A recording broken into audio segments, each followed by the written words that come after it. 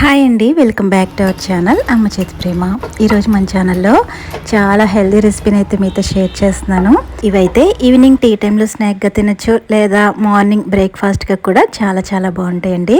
ఇది అయితే compulsory try చేయాల్సిన రెసిపీ అండి. చాలా అంటే చాలా టేస్టీగా ఉంటుంది, అలాగే చేసుకోవడం కూడా చాలా ఈజీ. మరైతే ఇది ఎలా తయారు చేయాలో ఇప్పుడు చూసేద్దాం. ఈ రెసిపీ కోసం అయితే ముందుగా ఒక పొటాటోని తీసుకుని ఇలా పీల్ చేసి వాటర్లో వేసి ఉంచుకోవాలి.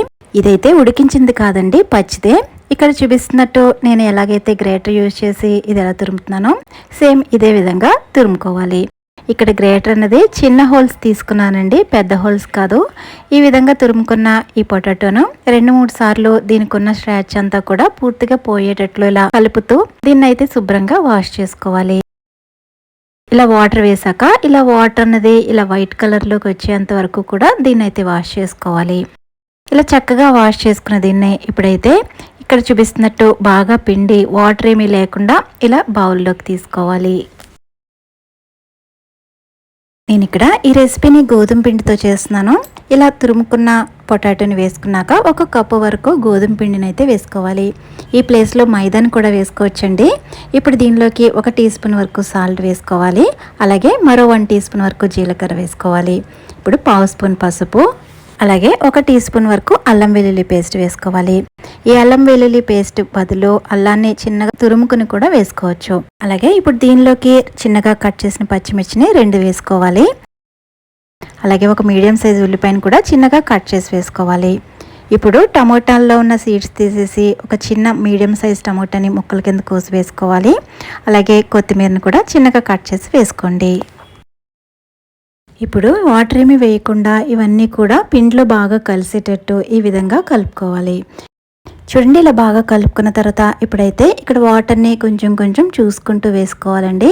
అన్నీ కూడా ఒకేసారి వాటర్ వేసేయకుండా ఎక్కడ చూపిస్తున్నట్టు కొంచెం వాటర్ వేసి ఒకసారి మిక్స్ చేసుకుని కన్సిస్టెన్సీని చెక్ చేసుకుంటూ ఈ విధంగా వాటర్ వేసుకోవాలి.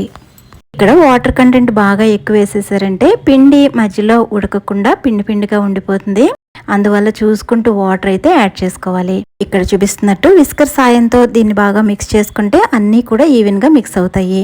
ఇలా బాగా కలుపుకున్న తర్వాత ఇప్పుడు దీనిలోకి 1 టేబుల్ స్పూన్ వరకు బియ్య పిండిని అయితే వేసుకోవాలి.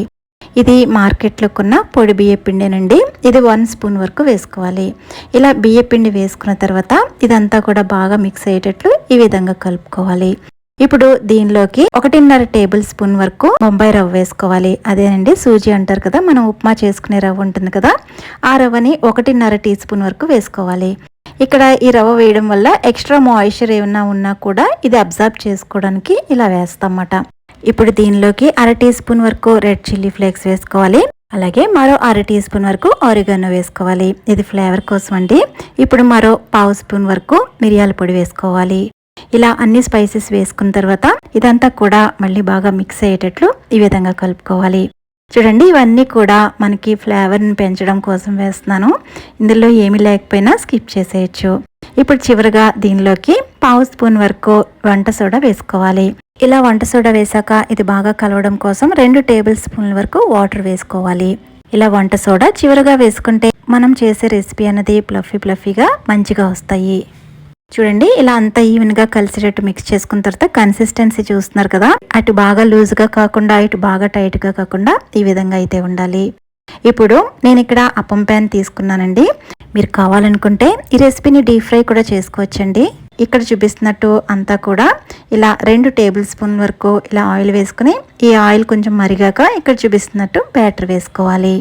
ఇప్పుడైతే ఫ్లేమ్ని లోలో ఉంచుకుని ఇవన్నీ కూడా బాగా కుక్ అయ్యేటట్లు చేసుకోవాలి. పైన చూపిస్తున్న లేయర్ కొంచెం గట్టి పెట్టాక ఇప్పుడు రెండో వైపుకి అన్నీ కూడా టర్న్ చేసుకోవాలి. రెండో వైపును కూడా లో ఫ్లేమ్ లో వేపించుకోవాలండి. అప్పుడే లోపల వరకు బాగా కుక్ అవుతుంది. చాలా అంటే చాలా టేస్టీగా ఉన్నాయండి. మీరు తప్పకుండా ట్రై చేయండి. వీడియో నచ్చితే లైక్ చేయడం మర్చిపోవద్దు.